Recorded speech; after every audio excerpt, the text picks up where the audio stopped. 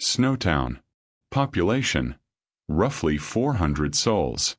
A quiet rural town in South Australia's mid-north, where wheat fields stretch toward endless horizons and the summer heat settles like a heavy blanket over corrugated iron roofs. In 1999, this forgotten corner of the world would become synonymous with something far darker than its name suggested. On the 20th of May that year, police officers entered an abandoned bank vault on the town's main street, responding to what they believed would be a routine investigation into missing persons. What they discovered instead would shock the nation and reveal one of Australia's most calculated and disturbing series of homicides. The smell hit them first. Thick, putrid, unmistakable. Inside the disused State Bank building, tucked away in a vault that had once protected the town's modest wealth, stood 6 black plastic barrels. The officers moved closer, torches cutting through the darkness. When they prized open the first lid, the horror became undeniable. Human remains, dissolved in acid, packed into the drums like discarded waste.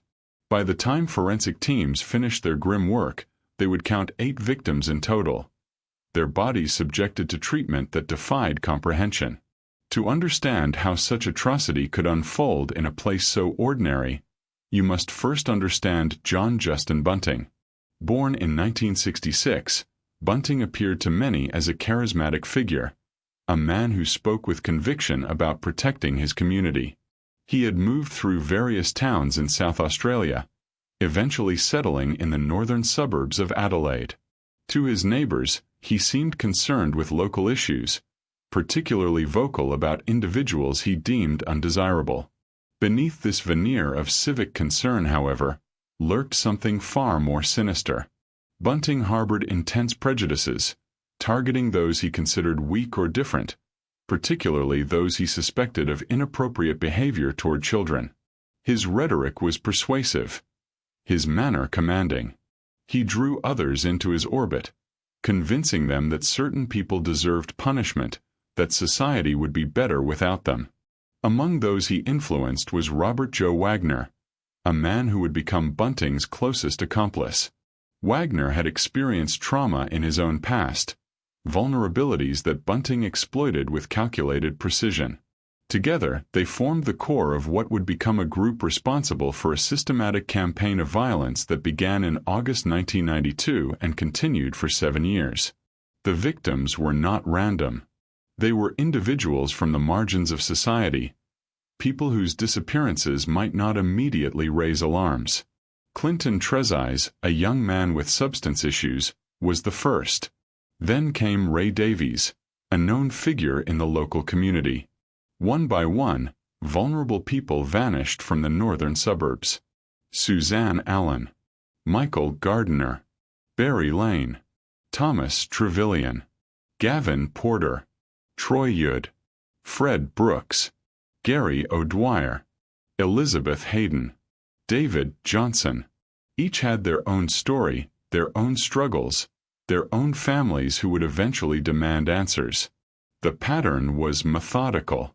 Bunting and his associates would befriend the vulnerable, gain their trust, then lure them to locations where the unthinkable would occur.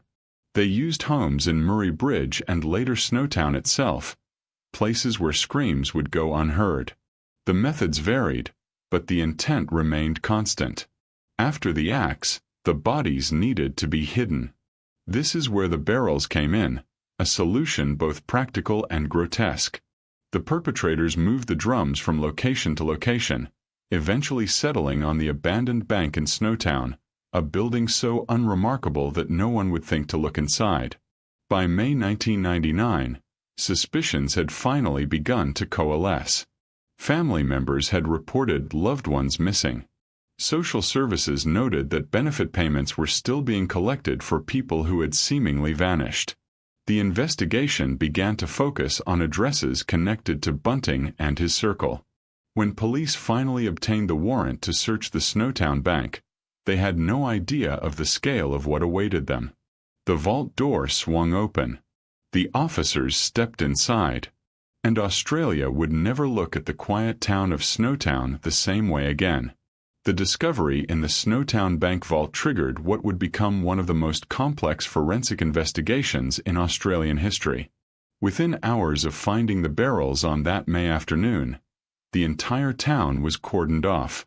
News helicopters circled overhead, their cameras capturing images of a sleepy rural community suddenly transformed into a crime scene of unprecedented horror. Detective Superintendent Dennis Edmonds, leading the Major Crime Investigation Branch, knew immediately that this case would test every resource at their disposal. The forensic team faced an almost impossible task. The remains had been submerged in acid for varying lengths of time, making identification extraordinarily difficult. Pathologists worked in hazmat suits, carefully extracting what remained from each barrel. The process took weeks. DNA samples were collected, dental records requested, fingerprints attempted where any tissue remained intact. Each victim had been subjected to conditions designed to erase their very identity, to render them anonymous even in death. Yet slowly, painstakingly, names began to emerge from the chemical soup. Meanwhile, detectives worked backwards through the timeline. Bank records revealed something chilling. Several of the victims' Centrelink benefits were still being claimed months, even years after their disappearances. Someone had been collecting their payments, forging signatures, maintaining the fiction that these people were still alive. The money trail led investigators to a network of addresses across Adelaide's northern suburbs and into the mid-north. Property records, telephone logs, witness statements, every piece of evidence pointed toward a tight-knit group centered around one man, John Bunting. On the 21st of May, less than 24 hours after the vault discovery, police moved in. Bunting was arrested at a residence in Craigmore, along with Robert Wagner and Mark Hayden. A fourth man, James Vlasakis, was taken into custody days later.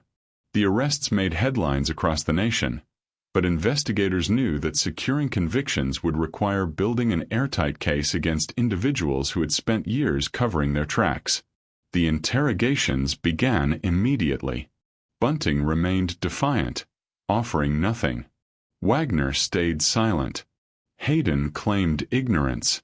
But Vlasakis, the youngest of the group at just 22 years old, began to crack under the weight of what he had witnessed and participated in.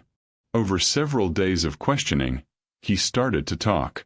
What emerged from those interview room sessions painted a picture of systematic violence orchestrated with disturbing precision.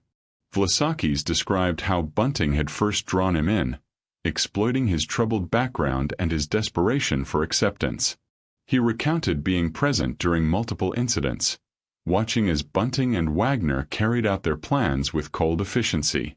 He spoke of a house in Murray Bridge where some of the acts occurred, a bathroom where victims were held, conversations about disposal methods discussed as casually as weekend plans. His testimony would become crucial, though it came at a price.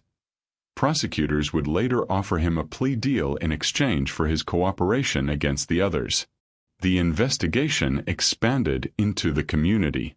Detectives interviewed hundreds of people who had known the victims, who had seen them in their final days, who might have noticed something unusual. The picture that emerged was of a group that had operated in plain sight, their crimes hidden by the very ordinariness of their surroundings. Neighbors recalled seeing the barrels being moved in a trailer. Friends remembered victims mentioning they were going somewhere with John or Robert. Social workers noted missed appointments and unreturned calls. The signs had been there, scattered across years, but no one had connected them until it was far too late. In the property searches that followed the arrests, investigators found more evidence. Handwritten notes detailing victims' personal information. Cassette tapes that would later be described in court as containing deeply disturbing recordings. Tools and materials used in the commission of the crimes and the subsequent disposal efforts. Bank cards and identification documents belonging to the missing. Each discovery added another layer to the prosecution's case, building toward trials that would grip the nation. By August 1999, formal charges were laid. Bunting faced 12 counts. Wagner, 11. The legal proceedings would be among the longest and most expensive in South Australian history. The Crown Prosecutor, Wendy Abraham QC, began assembling a case built on forensic evidence, financial records, witness testimony, and the confessions of Vlasakis. The defense teams prepared their strategies. The victims' families braced themselves for years of court appearances and media scrutiny. The town of Snowtown itself struggled to comprehend its unwanted infamy. Residents who had lived there for generations suddenly found their homes synonymous with horror. Property values plummeted. Some families left, unable to bear the constant reminder. Others stayed, determined not to let their community be defined by the actions of outsiders. The abandoned bank building stood empty, a monument to darkness that no one quite knew what to do with. As the case moved toward trial, one question dominated public discourse. How could such systematic violence occur over 7 years without detection? The answer was uncomfortable. The victims had been chosen specifically because they existed on society's margins. Many had struggled with substance issues. Some had been estranged from family. Others had disabilities or were socially isolated. They were people whose absence might be noticed, but not immediately investigated. Bunting had understood this, had exploited it with calculated cruelty. The case forced Australians to confront difficult truths about which live society pays attention to and which it allows to slip away unnoticed. The trials were set to begin in late 2000, nearly 18 months after the discovery. The prosecution faced the challenge of presenting evidence so disturbing that jurors might struggle to comprehend it, while maintaining the procedural rigor necessary for convictions that would withstand appeal. The defense would argue questions of individual culpability, of who did what and when. And through it all, the families of 12 victims waited for something that could never truly be delivered. Justice that would somehow balance the scales of what had been taken from them. The Supreme Court of South Australia had never seen anything quite like it. When the trial of John Bunting and Robert Wagner commenced on the 2nd of October, 2000, the courtroom was fortified with additional security. Media from across the country packed the public gallery. The families of the victims sat in reserved sections, many holding photographs of their loved ones, determined that these faces would not be forgotten amid the clinical recitation of evidence that was about to unfold. Justice Brian Martin presided over proceedings that would stretch across months. The prosecution's case, led by Wendy Abraham, was methodical and overwhelming. They presented forensic evidence linking the accused to the barrels and the vault. Financial records showed a systematic pattern of benefit fraud, with Bunting and Wagner accessing accounts belonging to people who had been missing for years. Telecommunications data placed them at key locations during critical time frames. But perhaps most damning was the testimony of James Vlasakis, who had accepted a plea agreement in exchange for his cooperation.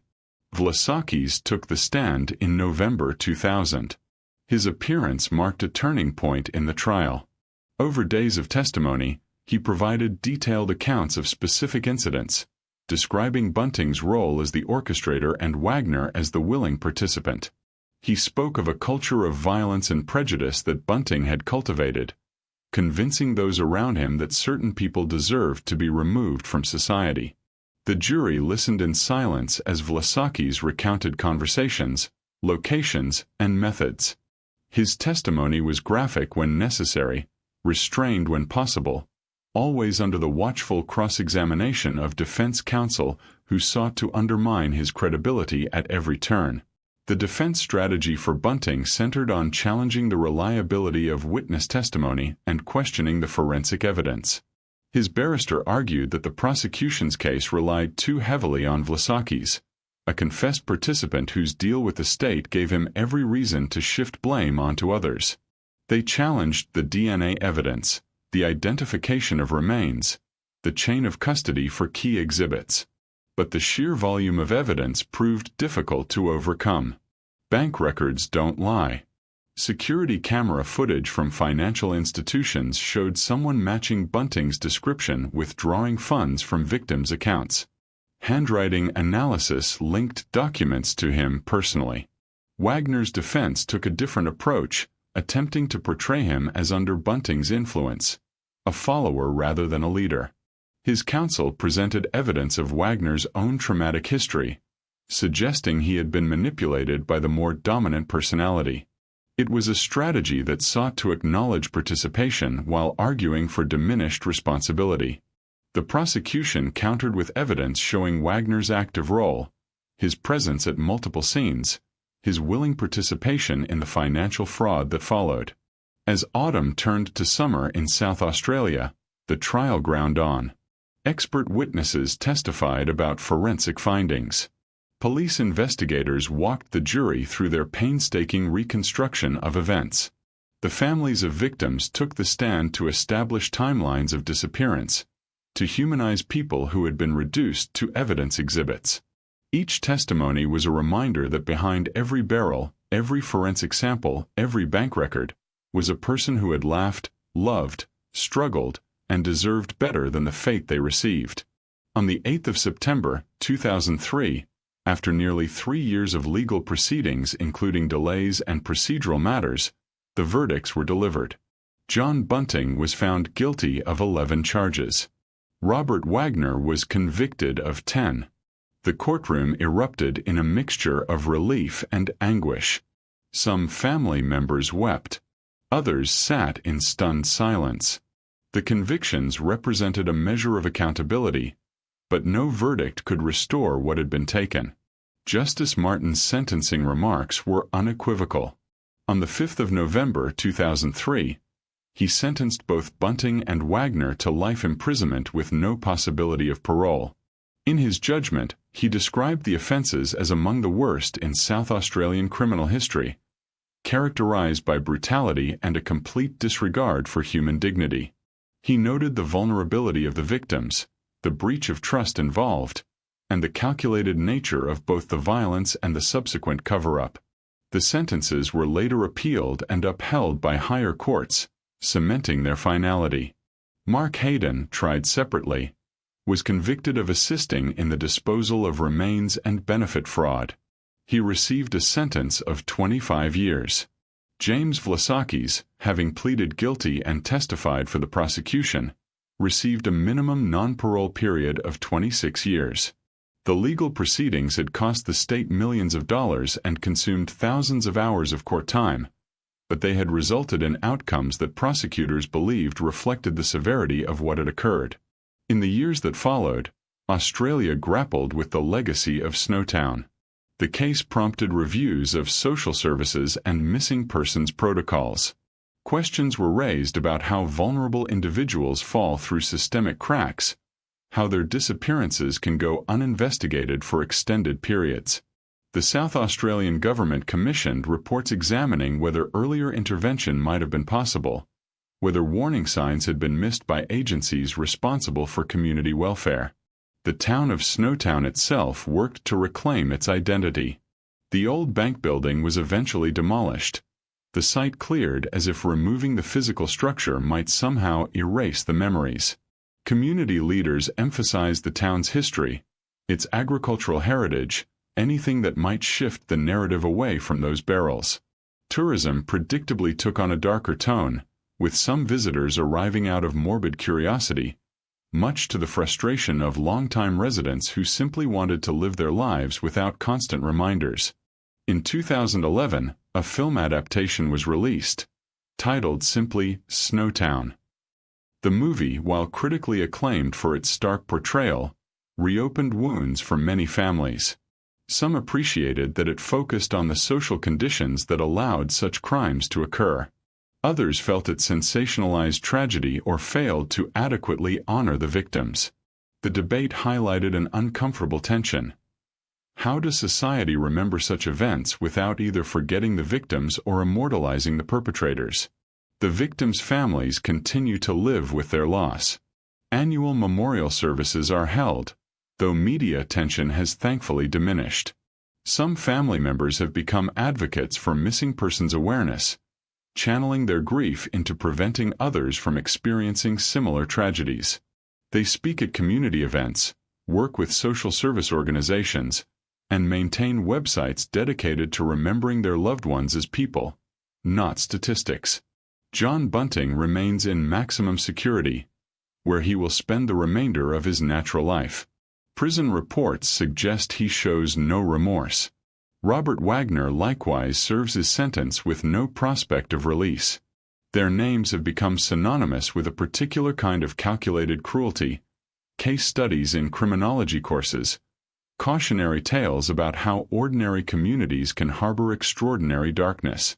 The Snowtown murders forced Australians to confront uncomfortable truths about vulnerability, about which members of society receive protection and which are left exposed. The case revealed how predators identify and exploit the marginalized, how systems designed to protect can fail, and how communities can remain unaware of horror unfolding in their midst. These lessons, painful as they are, remain relevant decades later. On quiet nights in Snowtown, when the wind moves through the wheat fields and the stars stretch across the southern sky, the town continues its rhythms. Children attend school. Families gather for meals. Life persists.